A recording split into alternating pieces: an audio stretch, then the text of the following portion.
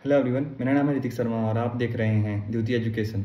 जैसा कि आपको पता है कि हम लोग डिस्कस कर रहे हैं कंप्लीट जनरल नॉलेज क्राउन के बुक से पेज बाय पेज, और अभी हम पहुंचे हैं पेज नंबर 12 में, जिसमें कि हम पढ़ने वाले हैं कि जो लेटर वैदिक पीरियड में यानी 1000 से लेकर 600 BC के बीच में जो भी आर्यंस थे उनकी पॉलिटी कैसी थी, सोसाइटी कैसी थी, समाज कैसा था, वो किस तरह से राज्य व्यवस्था चलाते थे, साथ ही उनमें कौन कौन से ऑफिशियल्स होते थे उस टाइम में उनके कोर्ट में या उनके राजा के पास दरबार में, इकोनॉमिक कंडीशन कैसा था, उनकी आर्थिक स्थिति कैसी थी, किस तरह से वो ग्रो कर रहे थे, वो किन धर्मों को पालन करते थे, वो क्या उसमें चेंजेस आया था, पहले अर्ली वैदिक पीरियड में क्या था, लेटर वैदिक पीरियड में क्या चेंजेस आया था, और 16 संस्कार जो होते हैं वो कौन कौन से होते हैं। साथ ही आगे के पेज में हम मैरिज यानी उस समय कौन कौन सी शादी की प्रथा जो है प्रचलित थी उसके बारे में भी पढ़ेंगे।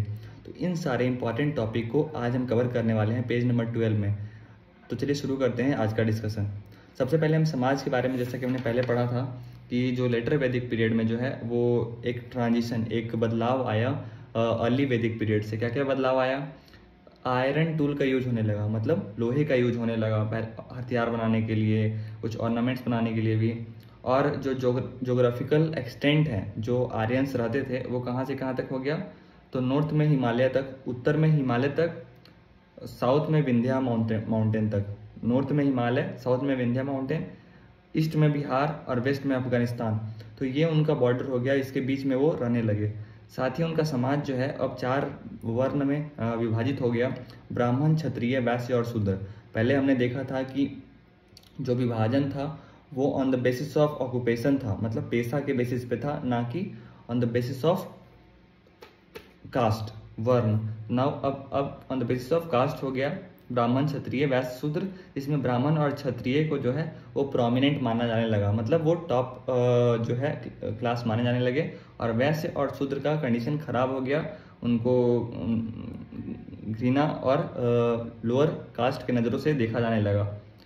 ये बताता है छंदोग्य उपनिषद में बताता है 3 आश्रम के बारे में, जबकि ज्वाला उपनिषद जो है वो 4 आश्रम के बारे में बताता है। कौन कौन से 4 आश्रम जो होते हैं? पहले ब्रह्मचर्य यानी स्टूडेंटशिप, गृहस्थ यानी हाउस होल्ड, जब हम लोग घर के में रहते हैं, वानप्रस्थ मतलब जब हम पार्शियल रिटायरमेंट लेते हैं, और संन्यास मतलब फुल रिटायरमेंट लेते हैं।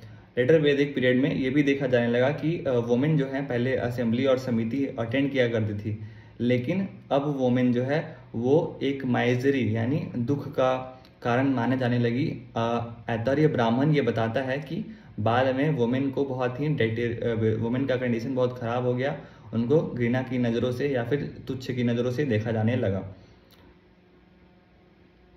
उसके बाद पॉलिटी की बात करें तो किस तरह से पहले पॉलिटी था। पहले पॉलिटी में हमने देखा था कि जो राजा होता था वो मेनली उसका फोकस उसके लोग होते थे, ना कि उसका जो वहाँ का जिस एरिया को वो रूल करता था उसका इम्पोर्टेंस ना हो के वहाँ के लोगों का इम्पोर्टेंस होता था। वो उसका उतना ज़्यादा महत्व नहीं था। वो ट्राइबल एक तरह के चीफ होता था, और लोग जो है उससे उसको इलेक्ट करते थे, उसका इलेक्शन होता था, उसके डिसीजन में भी लोग पार्टिसिपेट करते थे, उसके डिसीजन को क्वेश्चन कर सकते थे। तो थोड़ा डेमोक्रेटिक टाइप का गवर्नमेंट था अर्ली वैदिक पीरियड में। लेटर वैदिक पीरियड में क्या हुआ, जो ट्राइबल असेंबली थी, जो 3 तरह की असेंबली हमने पढ़ा था, उसका इंपॉर्टेंस घट गया। और रॉयल, पहले हमने देखा था कि जो विद्वत करके जो असेंबली था वो राजा के पावर को रिस्ट्रिक्ट करता था, रोकता था, और इसमें बोथ मेन और वुमेन दोनों पार्टिसिपेट करते थे। समिति जो था वो राजा को इलेक्ट करता था, चुनता था। विद्वत भी खत्म कर दिया, कोई रेस्ट्रिक्शन नहीं। समिति भी खत्म कर दिया, कोई इलेक्शन नहीं। बचा क्या? सिर्फ सभा। सभा में कौन होते थे? एल्डर लोग, जो कि सलाह देते थे। तो वैसे वैसे जो सोसाइटी है, जो असेंबली है, उनको रखा गया, और जो क्वेश्चन करने वाले थे उनको खत्म कर दिया गया। अब राष्ट्र जो टर्म है, राष्ट्र टर्म के बारे में पढ़ा था, जिसका मतलब होता है टेरिटरी, वो फाइनली जो है वो लोगों के ना डिनोट करके वहाँ के एरिया को डिनोट करने लगा, और इस तरह से बना जनपद। जनपद जो है, जैसे पुरु करके हमने पढ़ा था, पुरु और भारत मिलके कुरुस बन गए थे। उसी तरह से तुर्वासुस जो है वो क्रीविस के साथ एलाई होके क्या बना लिए? पंचाल। तो पंचाल और कुरु एक, कुरुक्षेत्र जैसा आपने सुना होगा, या पंचाल देश सुना होगा, तो यह कुरु और पंचाल एक तरह से जनपद थे उस टाइम पे। तो जनपद का इम्पोर्टेंस बढ़ गया, जनपद का शुरुआत हो गया, राजा का पावर बढ़ गया, समिति जो है, असेंबली जो है, उनको नष्ट कर दिया गया। राजा जो है सिर्फ अब जानवरों के लिए लड़ाई कर नहीं करता था, वो वहाँ के जो पूरा साम्राज्य है उसका रक्षक बन गया, मतलब वो उसकी रक्षा करने लगा।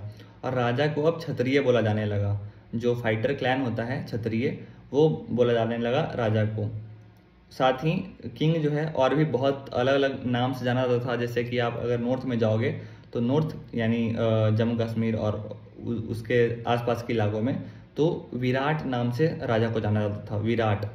साउथ में आप जाओगे थोड़ा सा नीचे, क्योंकि बाउंड्री जो है वो केरला तक तो नहीं था इसका, विंध्या माउंटेन तक था, तो साउथ का मतलब हो गया मध्य प्रदेश या उसके नीचे।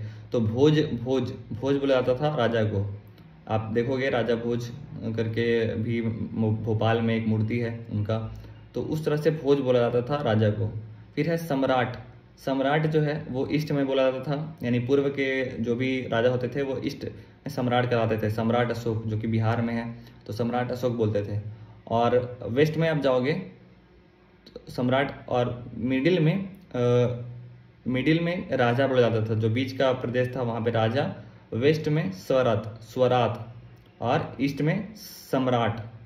तो इस तरह से टर्म जो है वो उस समय बना था, लेकिन आज भी यूज होता है प्रोमिनेंटली, आज भी सब जगह पे ऐसा ही टर्म यूज होता है। तो इस तरह से चारों डायरेक्शन में जो चारों दिशाओं को जीत लेता था उसको एक राता बोलते थे। जो चारों दिशाओं को जीत लेता था उसको क्या बोलते थे? एक राता। और पहले क्या था कि राजा जो है चुना जाता था, इलेक्शन होता था उसका। अब क्या है, हेरिडेटरी बन गया, मतलब जो राजा बना उसी राजा का बेटा ही राजा बनेगा, ऐसा वाला सिस्टम हो गया। साथ ही अथर्ववेद जो है वो डिस्क्राइब करता है कि राजा जो है वो ब्राह्मण का मेनली और बाकी भी सब लोगों का प्रोटेक्टर होता था। दूसरे चीज़ों में, दूसरे ब्राह्मणा में ये भी लिखा गया है कि जो राजा है वो धर्म को अपहोल्ड करेगा, मतलब धर्म को सुनिश्चित करेगा पूरे समाज में।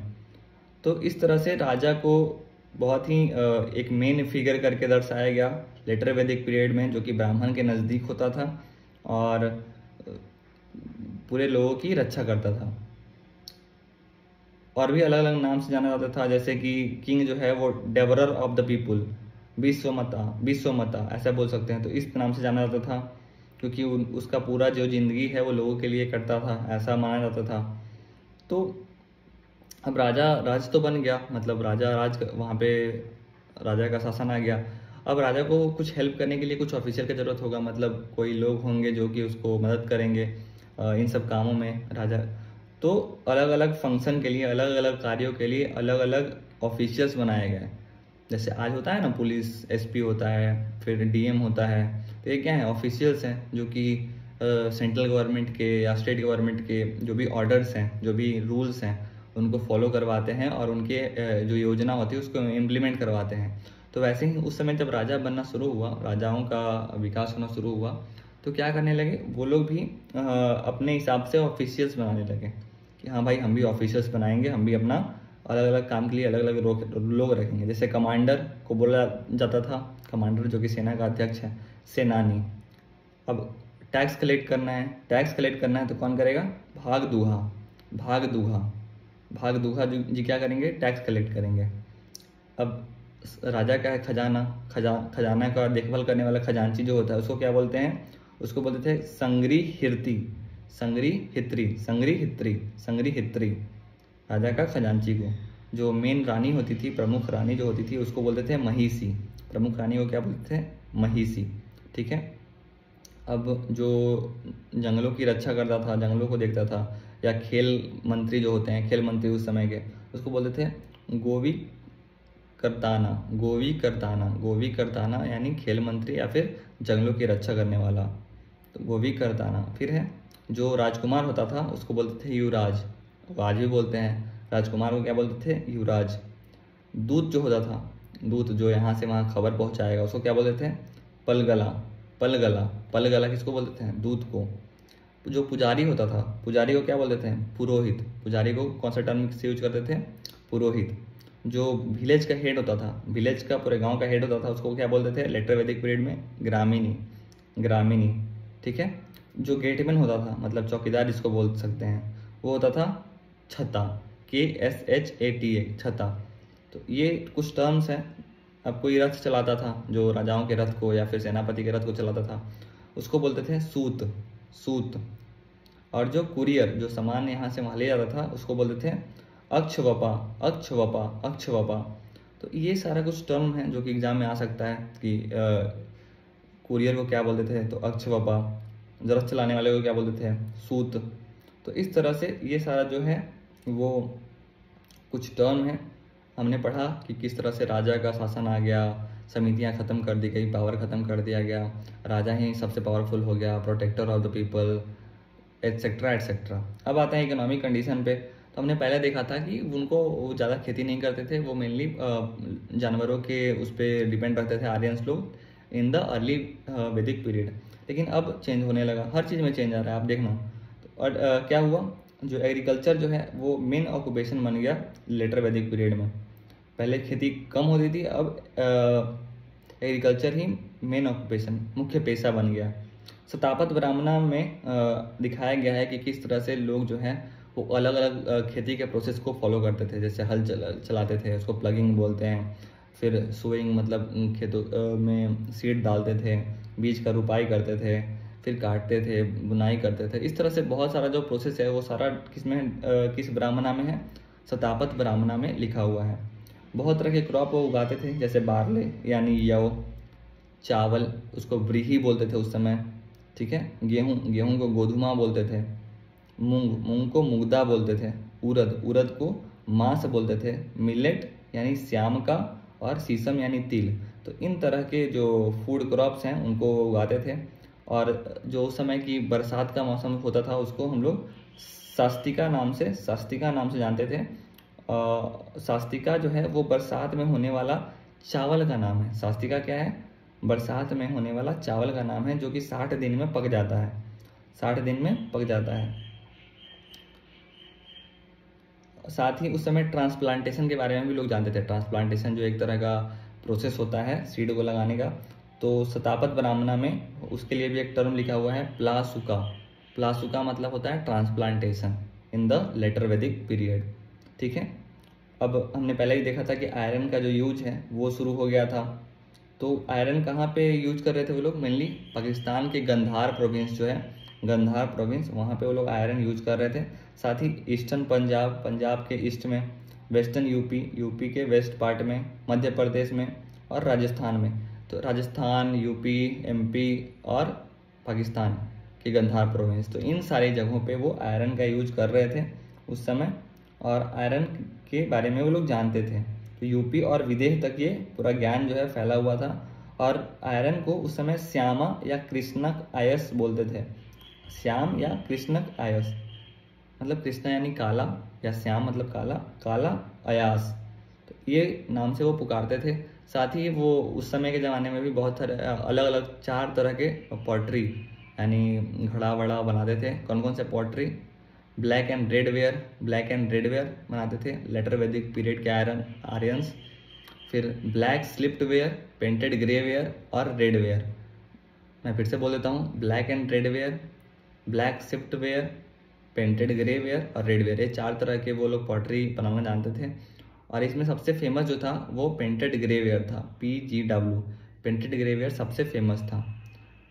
उस समय जो पैसे को देते थे, मतलब जो सूदखोर होते हैं, सूदखोर को क्या बोलते थे, यूसुरर, उसको बोलते थे कुसी दीन, कुसी दीन, कुसी दीन। सोचो उस समय के ज़माने में भी वैसे लोग होते थे जो बैंक का काम करते थे, मतलब पैसा लोन पे देते थे, उसको क्या बोलते थे, कुसी दीन, ठीक है। अब एग्रीकल्चर का आपने देखा कि इंपॉर्टेंस बढ़ गया, बहुत तरह के कोर्स, बहुत तरह के लोग क्राफ्ट, आर्ट एंड क्राफ्ट बनाने लगे, जैसे कि painted grey where, black and red where तरह के पॉटरी बनाने लगे। तो एग्रीकल्चर भी हो रहा है, आर्ट एंड क्राफ्ट भी लोग जान रहे हैं। तो ये लोग फाइनली सेटल होना शुरू कर दिए। अब ये लोग नोमैडिक हंटर नहीं रहे, यहाँ से वहाँ घूमने वाले नहीं रहे, ये लोग सेटल होना शुरू कर दिए, जो आर्यंस लोग जो थे। और इससे क्या हुआ, पहली बार वापस से शहरों की शुरुआत हुई, जो कि लेटर वैदिक पीरियड के एंड को बताता है। और कुछ शहर जैसे हस्तिनापुर, जो कि आज मेरठ में है, कौशाम्बी जो आज का इलाहाबाद है, तो इन जगहों पे शहरों की शुरुआत हुई। अब हमने पहले पढ़ा था इन द अर्ली वैदिक पीरियड में कि किस तरह से भगवान थे, किस तरह से अग्नि, वायु, सोम, इन देवताओं को पूजा जाता था, इंद्र को पूजा जाता था। अब लेटर वैदिक पीरियड में कुछ चेंजेस हुए। क्या चेंजेस हुए? अब जो अर्ली वैदिक पीरियड गॉड थे जैसे कि इंद्र हो गए और अग्नि हो गए, उनका इम्पोर्टेंस कम गया। अब उनको लोग कम महत्व देने लगे। किनका इम्पोर्टेंस बढ़ गया? तो द क्रिएटर किसको बोलते हैं? ब्रह्मा जी को बोलते हैं, लेकिन उस समय प्रजापति बोलते थे उनको। तो प्रजापति भगवान यानी ब्रह्मा जी, फिर प्रिजर्वर और प्रोटेक्टर यानी शिव जी और विष्णु जी। तो शिव जी को रुद्र बोलते हैं, तो प्रजापति भगवान, रुद्र भगवान और विष्णु भगवान, इनका इम्पोर्टेंस बढ़ गया। और जो इंद्र और अग्नि जैसे भगवान थे उनका इम्पोर्टेंस घट गया।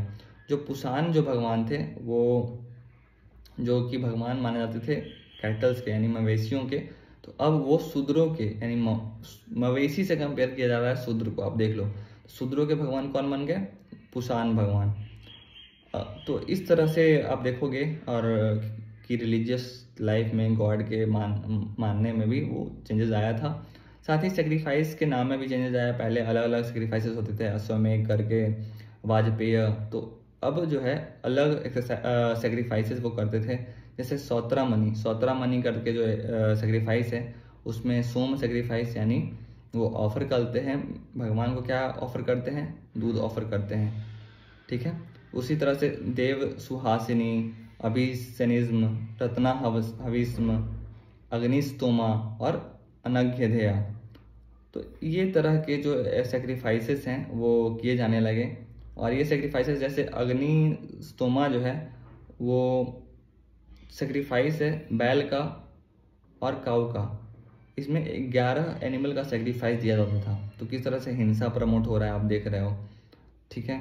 बैलों के साथ और इनको सेक्रीफाइस के नाम पे इनको मार दिया जा रहा है। तो इन सारी कुरीतियों की शुरुआत जो है वो लेटर वैदिक पीरियड में हो चुकी थी। अब आते हैं 16 संस्कार के बारे में, जो कि हिंदू धर्म में माना जाता है और यह वैदिक पीरियड यानी लेटर वैदिक पीरियड में शुरू हुआ था। कौन कौन से वो 16 संस्कार होते हैं? पहले होता है कंसेप्शन, जो बच्चा होने का जो वो होता है कंसेप्शन। गर्भधारण जिसको बोलते हैं, तो गर्भधना करके पहला जो संस्कार है वो गर्भधना है। दूसरा जो संस्कार है वो पुंसवना है। पुंसवना का मतलब होता है कि जो भी मेल चाइल्ड, अगेन मैं देखो यहाँ पे जेंडर बायस आ गया। मेल चाइल्ड यानी अगर लड़का पैदा होता है तो उसके बर्थ को सेलिब्रेट करने के लिए, उसके जन्म को महोत्सव के रूप में मनाने के लिए पुंसवना करके दूसरा जो है वो संस्कार किया जाता है। तीसरा है गर्भधारण जो होता है उसको, उसकी रक्षा के लिए विष्णु भगवान से प्रार्थना। इसको बोलते हैं सीमन तोनयना। ये तीसरा संस्कार है। गर्भधना, पुंसवना, सीमन तोनयना। पहला कंसेप्शन के लिए, दूसरा कि हमको बेटा पैदा हो जाए उसके लिए पुंसवना, तीसरा विष्णु भगवान जो है हमारी जो भी बच्चा पैदा होने वाला है उसकी रक्षा करें, तो ये सीमन तोनयना। चौथा है जब बच्चा का जन्म हो गया तो जट कर्मन करके, जैसे हम लोग बोलते हैं जटा कटाना, तो ये जट कर्मन करके चौथा संस्कार होता है। पांचवा है, इस संस्कार से आप सब परिचित हो गए। ये पांचवा संस्कार माना जाता है नामकरण, जिसमें हम लोग का नाम रखा जाता है। जो हमारी प्यारी दादियाँ होती हैं या फिर मामा, जो भी एल्डर होते हैं वो हमारा नाम रखते हैं। तो नामकरण संस्कार पांचवा संस्कार है। छठा है पहली बार जब चाइल्ड बाहर जाता है, आउटिंग पे जाता है, तो उसको बोलते हैं निष्क्रमणा। सातवां जो है वो है अन्नप्रसन्ना जो है ये भी अनाप्रसन, ये भी आजकल बहुत चल रहा है। इसमें पहली बार बच्चे को खिलाया जाता है सॉलिड फूड, तो ये 6 महीनों पे होता है और पहली बार बच्चा जो है सॉलिड फूड खाता है, तो अन्नप्राशन जिसको बोलते हैं। फिर है 8वां संस्कार, यह इसमें बच्चों के हेड पे जो है टॉन्सर होता है, उसको बोलते हैं चूड़ाक्रमण। फिर 9वां संस्कार है कर्णवेधा मतलब होता है कान का छेद, कान को छिदवाना। तो बच्चे के कान को छिदवाना जो है वो कर्ण वेदा करके 9वां संस्कार है। 10वां संस्कार है अल्फ़ाबेट सिखाना, मतलब ABCD क ख ग घ ये सिखाना। तो ये जो है 10वां संस्कार है, यानी विद्यारंभा या अक्षरारंभा या विद्यारंभा 10वां संस्कार है। 11वां संस्कार है उपनयन। उपनयन मतलब जनेऊ धारण, जो हम लोग होली बहुत पवित्र थ्रेड जो है हिंदू धर्म में पहनते हैं, तो ये उपनयन का संस्कार 11वां संस्कार है। 12वां संस्कार है वेदारंभा। वेदारंभा मतलब वेदों की स्टडी करना। अब जनेऊ हो गया, अब उसके बाद क्या करेंगे, वेदों की स्टडी करेंगे, वेदारंभा। 13वां संस्कार है किसंता। किसंता वेदों की स्टडी करेंगे। तो पहले क्या देखते थे वो, पहले के ज़माने में आप जो भी छात्र को देखते होगे वो बाल नहीं रखते थे, बिल्कुल बाल नहीं रखते थे। तो 13वां जो संस्कार है किसंता, यही है कि आपको बाल कटवाना पड़ेगा, तो यह 13वां संस्कार हुआ। 14वां जो है वो समावर्तना। समावर्तना मतलब होता है कि आपने ग्रेजुएशन कर लिया, आपने सारा ज्ञान ले लिया, अब आपका ग्रेजुएशन हो गया, तो ये 14वां संस्कार यानी समावर्तना है। 15वां संस्कार जो है वो विवाह का है। विवाह भी अलग अलग तरीक़ों से होता था, ये हम अगले पेज में यानी अगले वीडियो में जानेंगे। तो विवाह का संस्कार 15वां संस्कार है। और 16वां जो संस्कार है वो है फ्यूनरल यानी अंत्योष्टि का संस्कार। अंत्योष्टि का संस्कार जो है वो 16वां संस्कार है। अब उपनयन संस्कार जो है वो सिर्फ द्विज के द्वारा किया जाता था।